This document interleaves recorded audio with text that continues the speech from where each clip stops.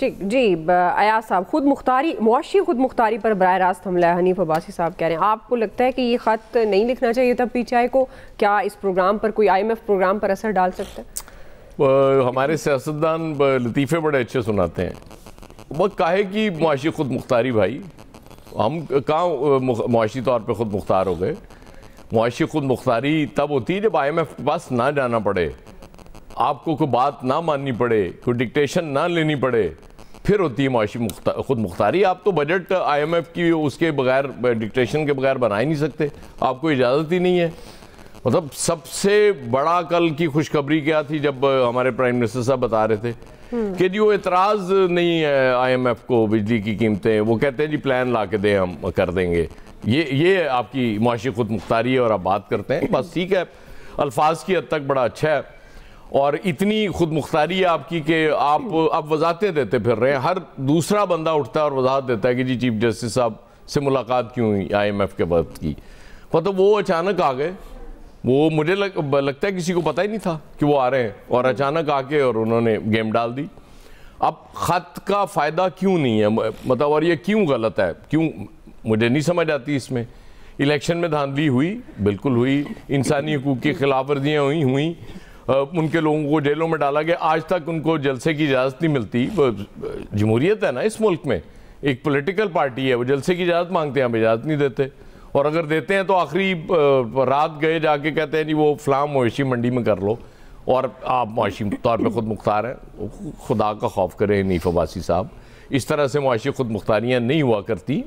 اور ٹھیک ہے، وہ بظاہر ہے آپ کو برا لگا ہے انہوں نے خط کیوں لکھا، لیکن آپ کو ٹینشن والی بات ہونی نہیں چاہیے. وہ تو آپ کی تعریفیں کر رہی ہیں آپ کی گورنمنٹ کی کہ جی کیا کمال حکومت ہے اور ملک ترقی کر رہا ہے. جب ملک ترقی کر رہا ہے تو وہ لکھنے دیں ان کو خط، اس سے کیا فرق پڑے گا. آپ اگر ان کے خط کی وجہ سے آپ کو قسط انہوں نے روک لینی ہے تو پھر تو مطلب آپ کو کچھ اور کر لینا چاہیے، پھر آپ کو حکومت میں تو نہیں ہونا چاہیے. تو اس سے فرق صرف یہ پڑتا ہے کہ وہ میں نے اس دن بھی عرض کیا تھا کہ وہ جو خط آ رہے ہیں نا وہ انٹرنیشنل کمیونٹی کی کنزمپشن کے لیے آ رہے ہیں، اور چیف جسٹس صاحب کو خط بہرحال الٹیمیٹلی فارورڈ کرنا پڑا. آئی ڈونٹ نو کہ وہ آئی ایم ایف کے وفد کے آنے کی وجہ سے کیا یا انہوں نے ویسے ہی اپنی ذمہ داری سمجھ کے کر لیا، لیکن وہ اتنے عرصے پہلے سے خط آیا ہوا تھا تو اس سے ایک دن پہلے جانا ٹائمنگ کی وجہ سے سوال بن جاتے ہیں. ادروائز تو ٹھیک ہے، وہ بظاہر ہے اپنا چیف جسٹس صاحب اپنا کام کر رہے ہیں، آئینی کمیٹی اپنا کام کر رہی ہے، کیونکہ کام پہ لگا جو دیا ہے حکومت نے ان کو، تو سچویشن دلچسپ ہے. اب جو جہاں تک جوائنٹ اپوزیشن کی بات ہے، متحدہ اپوزیشن کی بات ہو رہی ہے، اس میں آج محمد علی دورانی صاحب نے نیا شوشہ چھوڑ دیا ہے کہ جی وہ فضل الرحمان صاحب تو فیسیلیٹیٹر ہیں، بقول ہمارے خالد قیوم صاحب کے سہولت کار ہیں ان کے یہ 26ویں آئینی ترمیم میں، تو پھر ان پہلے وہ معافی مانگے. اب فضل الرحمان صاحب نے آج ایک جگہ وہ خطاب کرتے ہوئے وضاحت بھی کی کہ پوری دنیا میں پارلیمانی وہ ان کے پارلیمنٹ کے پاس اختیار ہے ججوں کو وہ بنانے کا. بہرحال ہوتا ہے، اختیار ہوتا ہے، لیکن یہاں معاملہ صرف ہے کہ آپ فارمیشن ایسی بنا دیتے ہیں کہ اس کا الٹیمیٹلی حکومت نہیں فائدہ اٹھانا ہوتا ہے، اور حکومت جو چاہ رہی ہوتی ہے اس کی مرضی اور منشا کے مطابق اس میں فیصلے ہو رہے ہوتے ہیں. اس لیے یہاں اعتراض ہوتا ہے. پیکا قانون کے حوالے سے بھی تو یہ اعتراض ہے کہ آپ اپنی مرضی سے وہ ٹرائبونلز بنائیں گے، آپ ہائی کورٹ میں اس کی اجازت نہیں دے رہے اس کو چیلنج کرنے کی، ڈائریکٹ ایک ہی وہ رہ جائے گا سپریم کورٹ، تو اس کا مطلب آپ کی نیت ٹھیک نہیں ہے. تو بات نیت کی وجہ سے ہو رہی ہے، باقی تو ٹھیک ہے، آپ کا رائٹ ہے، آپ کے پاس چونکہ اس وقت اختیار ہے، اقتدار ہے، آپ جو چاہیں کریں. آپ کے پاس اکثریت نہ بھی ہو تو آپ پاس کرا سکتے ہیں، آپ کو کون روک سکتا ہے اس ملک میں. جی فیصل صاحب، آپ کو لگتا ہے کہ آئی ایم ایف کو خط لکھنا چاہیے تھا؟ صاحب سے اگر پوچھ لوں سر، فارمیشن سے کیا مراد تھی؟ کیڑی فارمیشن؟ تو اسی کیا نا کہ فارمیشن بنا دیا آپ نے؟ نہیں، وہ جڑی تسی وہ سلیکٹ کرنے نے جج. جی فیصل صاحب، کسی اور طرف آپ نہ لے جائیں مجھے. لکھنا چاہیے تھا. میں بڑا ڈرتا کیا پی ٹی آئی کو لگتا ہے کہ آئی ایم ایف ان کے کام آ سکتا ہے؟ بڑا آدمی جو بھی تھے انہوں نے چیزیں بتائی ہیں آئی ایم ایف کو کہ بھئی یہ معاملات ہیں سیکیورٹی کے حوالے سے، مبینہ دھاندلی کے حوالے سے. فیصل صاحب دیکھیں، آپ اگر کسی بھی چیز کو جی میری آواز آ رہی ہے فیصل سباق سے ہٹ کر دیکھیں گے. جی بالکل آ رہی ہے. آپ کو آ رہی ہے آواز؟ اچھا، مجھے آواز نہیں آ رہی فیصل صاحب کی. मुझे भी नहीं आ रही। अच्छा, मुझे तो आ रही है। हेलो, आवाज आ जी जी आप आ रही है। अब हमें आ रही है यार, आपकी आवाज मतलब लाहौर की बजाय डायरेक्ट इस्लामाबाद चली गई, नायाब होते जा रहे। जी देखिए, अब किसी भी चीज को अगर आप सयाह को सबाक से हटके देखेंगे ना तो उसके कई मायने निकल सकते हैं। हमारे चीजों को सयाह को सबाक से हटके देखा जाता है। हमारा मसला क्या है, मैं खुद तो दुरुस्त होना नहीं चाहता हूँ और सामने वाले के लिए मेरी ख्वाहिश है वो मुकम्मल तौर पे जो है ना वो कानून के मुताबिक अमल करे, अखलाकी मेयार की बुलंदियों पर हो जाए, जमहूरी असूलों के पे कारबंद रहे। ये है हमारे मुल्क का एक अलमिया है। बात ये कि इस मुल्क के अंदर हर चीज़ें जो है अगर कानून के मुताबिक, आइन के मुताबिक, अखलाकियात के मुताबिक, जमहूरी असूलों के मुताबिक चल रही होती तो फिर आप ये तवक्का दूसरे से भी करते कि भाई वो ये जो पाकिस्तान में जो राज तरीक़ेकार है, जो मुकम्मल तौर पे किताब के दर्ज और किताब के अल्फाज के मुताबिक चलता है, वो आप उससे हट के क्यों चल रहे हैं जब दूसरा आदमी नहीं चल रहा। यहाँ तो किताब को, चाहे वो आइन की किताब है या कानून की किताब है, उनको तो साइड में रख दिया गया है। यहाँ तो हर चीज़ का फार्मूला, हर चीज़ का जो मेयार जो है वो जब ताकत मुकर्रर हो गई है तो फिर सामने वाला भी अपने फैसले करने में आज़ाद होगा।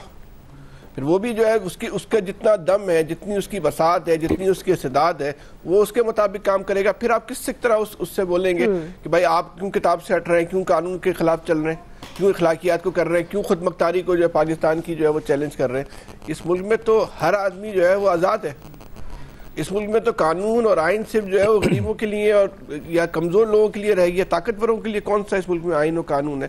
ताकतवर तो जब अपनी मर्जी का चाहते हैं, अगर जहाँ ज़रूरत महसूस होती है वहाँ आइन साजी भी हो जाती है, वहाँ कानून साजी भी हो जाती है। हो रहा है इस मुल्क के अंदर, और ख़ास तौर पर इस 1 साल के दौरान तो बहुत कुछ हुआ है। तो फिर क्या इसमें उन्होंने ख़त लिख दिया, ठीक है।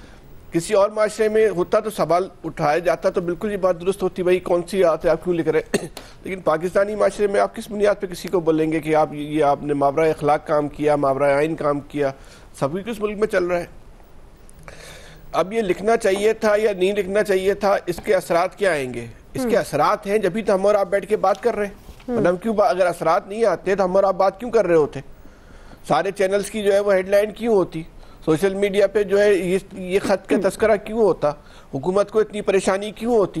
भाई अगर कोई फ़र्क नहीं पड़ेगा तो डिस्कस ना करें आप। ये खत लिखा है ना इमरान खान ने, ये तो नहीं कहा था इसको आप डिबेट का भी हिस्सा बना लो मीडिया से। हुकूमत से तो नहीं कहा था कि इस पर अपनी राय भी दो। अगर ऐसी कोई इन्होंने बेमायने काम किया है तो आप उसको क्यों जो है मायने पहना रहे? मत पहनाए मायने, कोई फ़र्क नहीं पड़ेगा, नहीं पड़ेगा फ़र्क, ख़त्म हो जाएगा। अगर एक ऐसे ही उन्होंने कोई गैर मकबूल काम किया है तो उसको तो आप मकबूल आप खुद बना रहे हैं, बनाए। ये इमरान खान की कामयाबी है कि आपने जो है, अगर वो ख़त का ये इतना प्रोपेगेंडा ना होता मीडिया पे, सोशल मीडिया पे, हुकूमती तर्जमानों की तरफ से, तो हम और आप शायद डिस्कस भी नहीं करते। इमरान खान का कोई मकसद था वो भी जो है फौत हो जाता।